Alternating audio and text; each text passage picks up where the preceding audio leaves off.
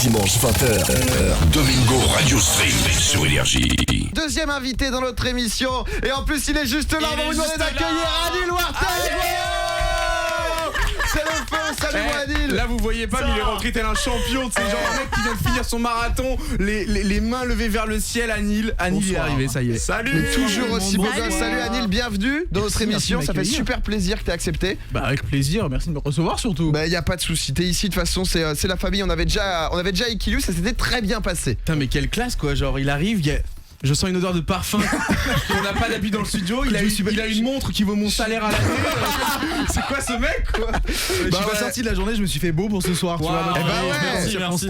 C'est ce qu'il faut, bien sûr. Bon, alors c'est possible que vous connaissiez pas Annie et je me suis dit qu'on allait faire une petite présentation, bien évidemment, de l'individu. Parce que t'es quand même un sacré individu. On parlera de tout ça, vous allez pouvoir poser vos questions, que ça soit sur le hashtag Anil chez Domingo ou même au 0870 42 48. Vous allez pouvoir parler directement à notre cher Anil ou Warteg, parce que c'est vrai que le changement s'est fait assez récemment. Ouais, effectivement. Mais on va en reparler. Tu me dis si je me trompe quand je te présente. Donc tu as 27 ans. Oui. Tu es donc suisse d'origine indienne-italienne. Wow, c'est un beau mix, un suisse indien-italien, honnêtement. C'est perdu un peu quelque part. Ouais, mais c'est pas mal. Ça crée un truc, tu vois. Ça crée un truc assez cool. de France. Français de la Creuse, salut. Y'a quoi? En gros, t'as un accident quoi. C'est un peu ça. Il fallait pas le dire. Alors sur YouTube, quand même, ta chaîne principale, c'est 1,4 million d'abonnés. La chaîne secondaire, c'est 600 000. Plus de 200 millions de vues en tout. Sur Instagram, t'es presque à 800 000 abonnés. Sur Twitter, presque à 1 million. Tu veux pas te calmer un peu? Tu veux c'est lui qui raconte tout. T'es chaud.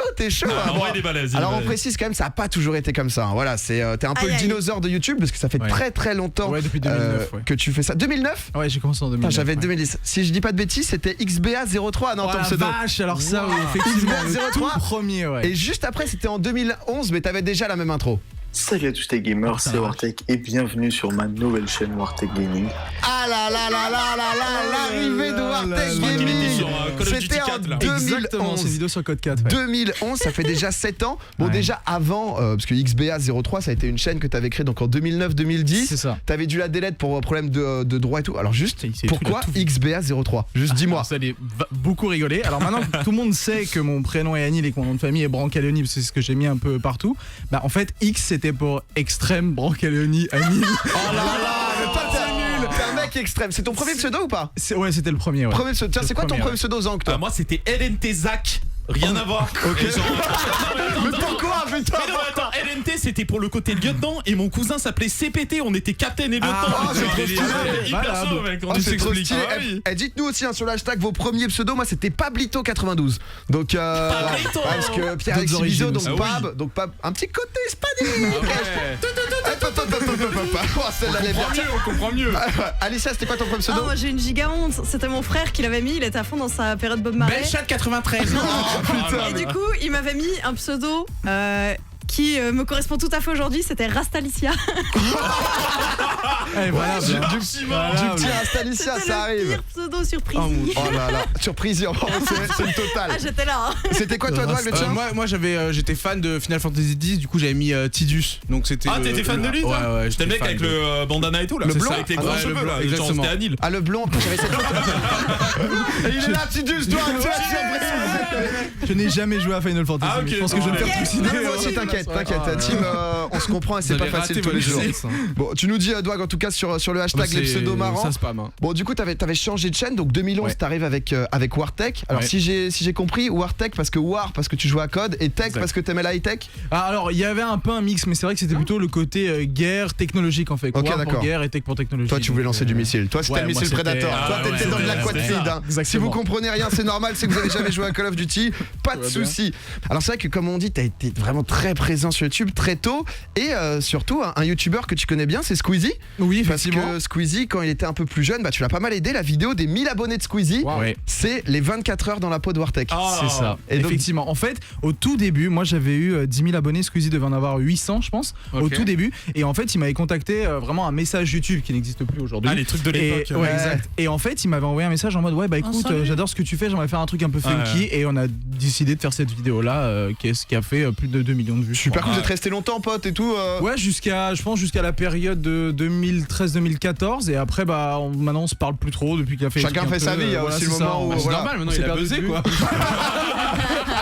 Enfin quoi, je vois. Y a pas de message qui traîne ou... Non, mais, c'est vrai que toi, parce que c'est quand même impressionnant, parce que moi j'ai eu 100 000 abonnés peut-être en 2015, 2016. Toi en 2012, t'as eu tes 100 000 abonnés. T'étais peut-être le plus gros youtubeur à l'époque gaming en tout cas. Avec Diablo X9. On était 4. Il y avait Beast Mode, Diablo X9 et V12. Et en fait, donc Benoît, Diablo X9 était le premier à avoir 1 million d'abonnés et moi je suis arrivé à 100 000.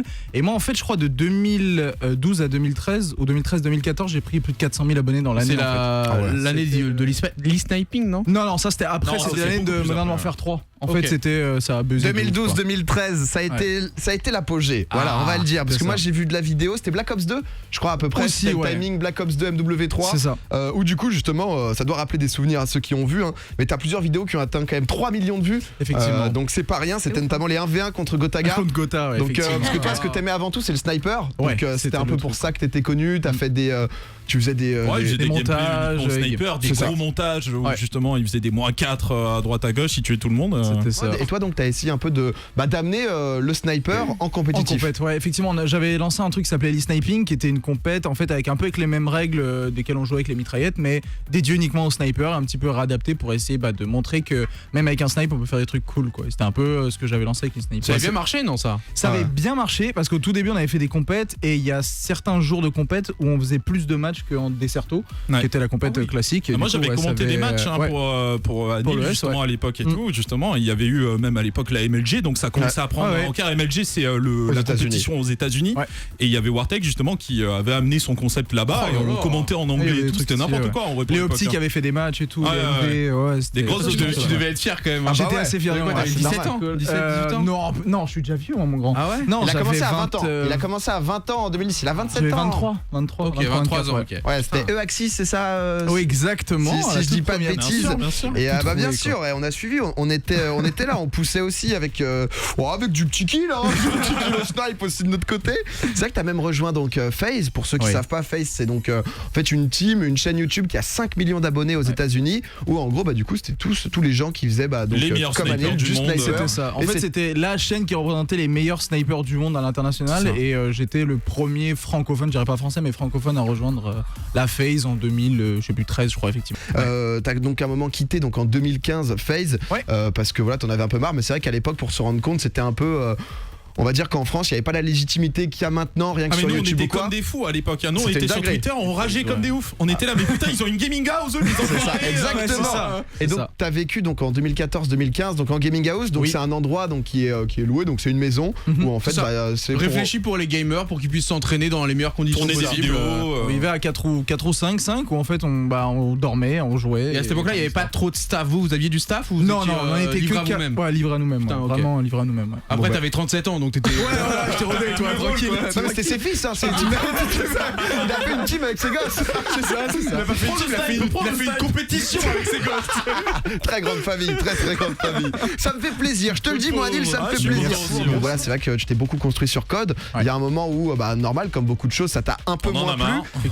C'est quoi le moment où, voilà, t'as pas arrêté d'aimer code, mais ça a commencé à pas être moins une passion, mais c'est vrai que t'avais moins l'envie d'y jouer? En fait, c'est depuis qu'ils ont apporté ce côté un peu futuriste au jeu et que moi je m'y retrouvais pas du tout, les jetpacks, les machins. Surtout quand t'es sniper, déjà, tu vois, le fait que les mecs puissent sauter, c'est chiant, mais que les mecs puissent voler, ça rajoute. En mode genre, allez, salut.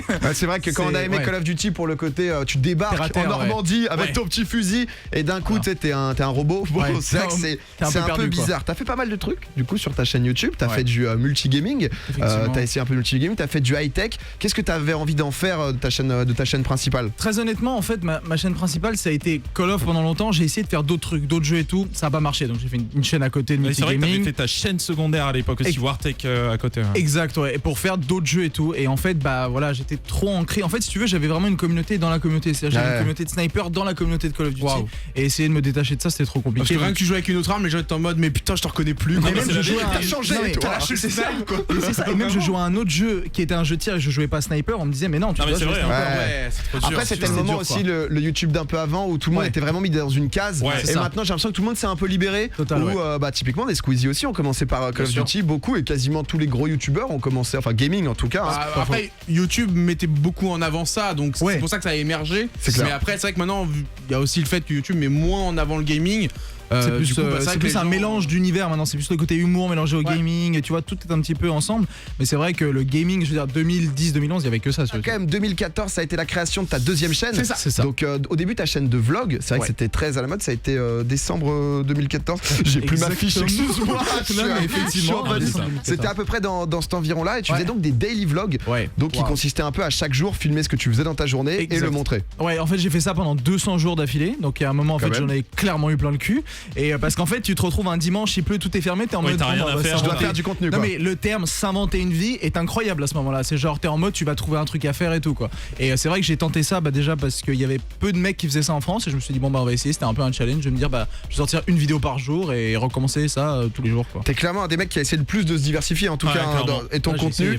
C'était pas trop chiant, quand même, avec un peu de recul, justement, d'exposer sa vie, parce que c'est clair que maintenant il y a les stories et tout, mais comme tu le dis, il y avait besoin de faire une vidéo, et surtout que les gens, si tu la faisais pas cette vidéo, ils t'en voulaient, quoi. C'était ça, en fait c'était devenu un peu une série, et c'est vrai qu'avec un peu de recul, c'est beaucoup, enfin j'ai vraiment montré beaucoup de trucs de ma vie privée, et je pense que j'aurais peut-être fait les choses un peu différemment. Après voilà, c'était comme ça que ça marchait, ça a jamais été néfaste parce que j'ai montré plein de trucs quand même, mais voilà, ça a toujours été respectueux, donc mais effectivement c'était après pesant, c'est aussi pour ça que les gens se sont attachés à toi, effectivement, parce que, bien sûr. en fait t'as énormément mis ta personnalité en avant, et du coup t'as une vraie communauté qui te soutient aujourd'hui. Mais il fallait que je contrebalance, parce que si tu veux, les gens me suivaient pour Call of Duty. Alors oui, j'étais bon sur le jeu, tu vois, mais ils me suivaient pas pour ma personnalité à moi, et ce côté vlog tous les jours, il fallait que je me fasse connaître auprès des gens. Ouais, t'étais plus dépendant d'un jeu, mais c'était vraiment Anil. Du coup, je pense que c'était intéressant de faire ça. Je pense que ça a été un bon move, hein. C'est vrai que pour beaucoup ça n'a pas été une déception, mais c'est vrai que les gens ont eu l'impression qu'un peu que tu t'éloignais du gaming, tu partais vraiment dans autre chose. Est-ce que toi tu continues juste en tant que personne, pas en tant que youtubeur, mais à jouer? Est-ce que tu joues beaucoup? C'est quoi ton jeu du moment, par exemple? Franchement, ou alors je joue peu. Maintenant j'habite à Paris, j'ai encore, en fait, tout mon matos de gaming, de stream est à Genève, et en fait quand je rentre chez moi, je joue un peu à Fortnite, typiquement. Je joue un peu à Fortnite. Je vais jouer à H1, mais je t'ai vu sur mon Discord un moment. Je t'ai vu sur mon Discord jouer avec des potes à moi. Là j'étais rentré à Genève pendant une semaine, et du coup je jouais et tout, et on m'a fait ouais vas-y viens on va jouer avec PH. Je fais non mais mon gars je suis dégueulasse, je vais pas jouer. En fait je joue parce que je kiffe le jeu, tu vois, et j'ai jamais eu l'occasion à jouer à ce genre de jeu parce que c'était pas du tout connu à l'époque, et en fait je kiffe, je joue toujours à LoL et je suis toujours dégueu, mais ça va quoi, ça me fait plaisir de jouer. Écoute, ça c'est le plus important. Alors c'est vrai que si on avance un peu, fin 2016, il y a pas si longtemps que ça, c'était un peu le drama YouTube, c'est-à-dire qu'il y avait un peu tout ce truc de YouTube, qu'est-ce que c'est en train de devenir, où est-ce que ça va? T'as donc fait une vidéo toi pour un peu exprimer ta pensée. Coup de gueule. Voilà, le petit coup de gueule. Est-ce que tu trouves justement que ça s'est amélioré? Qu'est-ce que tu penses de YouTube là en 2018? Très honnêtement, le coup de gueule était en mode je trouve ça dommage de ce que devient la plateforme, parce qu'effectivement on est tous là depuis longtemps, on sait ce que c'était avant et ce que c'est un peu devenu. Franchement ça a changé, mais ça a changé dans le sens où juste plus personne gagne de pognon maintenant, clairement. C'est genre en mode quoi que tu fasses, tu gagnes plus rien, en fait, quoi. Dès le début de la vidéo, il suffit qu'il y ait un petit putain ou quoi qui sorte. En fait ils ont pallié un peu à ce sujet que j'ai abordé en vidéo, juste en disant à tout le monde si vous faites de la merde, de toute façon vous gagnez plus rien, donc essayez même pas, quoi. Après du coup ça va mettre en avant par exemple les placements de produits, ce genre de choses, quoi. Forcément ça va amener ça, quoi. Se tourner vers ça, parce que comme tu le dis, c'est le seul moyen maintenant de monétiser ses vidéos. Oui, et de gagner sa vie, forcément. Et en soi si c'est bien fait, ça c'est pas trop dérangeant. Je pense que justement cette décision qu'ils ont pris YouTube, ça tend vers professionnaliser la plateforme et essayer de faire des trucs plus quali, et peut-être que c'est ce que ça va se transformer si tu veux faire des placements de produits qui passent crème, quoi. On a parlé de ta chaîne secondaire où tu faisais un peu plus de lifestyle, donc des vlogs. T'as un peu arrêté, donc c'était juste après le coup de gueule que t'avais donné, donc vers fin 2016. C'est ça. Où justement tu t'es dit que t'allais lancer un peu plus de vidéos de qualité, comme notamment, d'ailleurs je tiens à te le féliciter, je t'en ai déjà parlé, mais la vidéo sur Tchernobyl, quasiment un million là, non? Oui, hier elle est passée, putain, ça s'applaudit. Comment t'expliquerais un peu ce genre de vidéo? Comment tu définirais? Je pense que Tchernobyl, c'est plus un format reportage documentaire, je dirais, même si je suis clairement pas journaliste, mais en fait ce que je fais, c'est que j'apprends en amont l'histoire, et sur le lieu j'essaie de l'expliquer pour transmettre et faire connaître un phénomène que des fois peu des gens qui nous suivent, dépendant de l'âge qu'ils ont, connaissent, parce que c'était en 86, donc c'est un peu le but, d'essayer de faire connaître des nouvelles choses aux gens qui regardent des vidéos, autant avoir le côté visuel que le côté un peu historique. C'est vrai, toujours avec des belles images. J'essaye avec du matos, le côté drone, j'ai pas mal de matos, le côté drone apporte un truc que t'as pas l'habitude de voir, tu vois, et du coup le drone c'est abusé, ça a tellement amené, je trouve, une autre manière en fait de vlogger, en général, parce que t'avais les timelapses, des trucs comme ça, et tandis que maintenant t'as des vues panoramiques d'en haut et tout. J'avoue que c'est stylé. On a vu d'ailleurs, je sais pas si vous l'avez vu, moi j'ai vu sur ta chaîne ta dernière vidéo Urbex. L'Urbex, c'est quelque chose qui se fait encore ou parce que j'en avais un peu moins vu récemment. Alors en fait, il y a eu un gros phénomène de mode où tout le monde en a fait. Et en fait, moi, au-delà du truc de phénomène de mode, moi j'aime bien l'ambiance qu'il y a dans ce genre de lieu parce qu'il y a souvent effectivement une histoire reliée au lieu. Et c'est ça que j'aimais bien. Et là, j'en ai refait une effectivement qui est sortie samedi. Elle a bien marché à l'hôpital là. Ouais, effectivement, c'est un ancien hôpital. Pour ceux qui connaissent pas, l'Urbex, c'est donc en gros en vidéo, donc découvrir des lieux un peu abandonnés. C'est ça, c'est l'exploration urbaine de lieux abandonnés. Et ben voilà. Et donc du coup en vidéo, donc c'est vrai que il y a beaucoup de gens qui soient au spa, parce que c'est quand même des trucs parfois pas glauques, mais bon, ça fait un peu peur. Tchernobyl et l'Urbex, c'est un peu glauque. Ouais, ça te donne plus un film d'horreur qu'autre chose. Et t'as une grosse anecdote un petit peu sur un genre, je sais pas, un mec qui est sorti d'une pierre. Tiens, ça fait 30 ans que je suis là. Un zombie. J'en ai une à Tchernobyl. T'as fait peur, genre vraiment peur.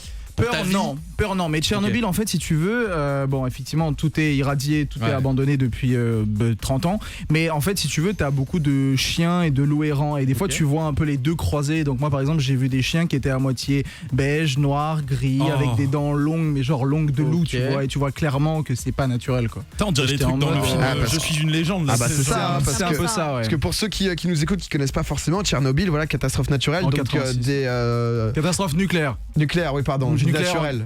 Oui, c'est catastrophe nucléaire. Il n'y a rien de naturel là-bas, si vous voulez. Voilà, plus grand chose. Il y a des chiens à 8 pattes. C'est un peu chelou. Et c'est vrai quoi, ça doit être quand même flippant, mais rien que pour toi, parce qu'on en parlait justement du côté de Flip, quand t'es sur place, le fait d'être potentiellement irradié, c'est quand même une pression, non? En fait, si tu veux, le côté dans l'air, il y a plus grand chose. En fait, c'est-à-dire que la radiation qui est aujourd'hui à Tchernobyl, il y a à peu près la même à Central Park à New York, tu vois. Donc, avec toutes les radiations qui retombent sur le parc. Donc ça, globalement, c'est pas dangereux. Après, dans le sol, effectivement, tout est dans le sol. C'est-à-dire que tu trébuches, tu finis la gueule dans le sol, ça se trouve 2 semaines après tu perds tes yeux parce qu'en fait le nucléaire te modifie ta génétique et en fait ça te modifie tout, c'est-à-dire c'est pour ça que tu vois, enfin t'as entendu les histoires où les enfants naissent avec des bras en moins ou en plus, et ça va toi et sinon écoute ça va, mais en fait le seul truc qui moi me stressait c'est que en fait t'as ce qu'on appelle la poussière radioactive et moi j'avais des gants et en fait à chaque fois que tu fais tes mouvements que tu fais habituellement, c'est-à-dire te gratter, tu dois enlever le gant, tu grattes, tu remets le gant et en fait c'est ça qui me rendait fou moi. T'es en mode parano quoi. Voilà, c'est ça. Moi je me range les doigts donc voilà, mon gars pareil, moi au bout de 4 jours j'avais jamais eu les ongles si longs, je peux te le dire clairement. Tu fais un peu attention quoi. Non mais c'est vrai qu'en tout cas on a senti qu'il y avait un vrai virage qui était pris sur ta chaîne. Ça a été quoi pas l'objectif, mais c'est vrai que comme tu disais, tu trouvais que le contenu de daily vlog c'était pas suffisant. C'est quoi toi vraiment ton objectif avec ta chaîne YouTube? Là maintenant réellement depuis on va dire cette vidéo de Tchernobyl, c'est essayer de toujours faire des vidéos qui sont soit visuelles parce que j'ai fait des vidéos on va dire un peu plus classiques, voyage, tu vois, j'ai fait la Crète, Marrakech qui sont des destinations on va dire qu'on a un peu plus l'habitude que Tchernobyl quoi. Et c'est juste le côté montrer qu'il y a des endroits qui sont beaux ou pas très loin, qui sont des fois accessibles pour voyager, et aussi le côté historique, apprentissage de trucs spécifiques de lieux vraiment qui ont une histoire quoi. C'est un peu ça que je veux faire. On est entre nous, dis-le, tu veux juste te faire kiffer. Domingo, Alicia, Douag, Zonk. Tous les dimanches, 20h minuit sur Énergie.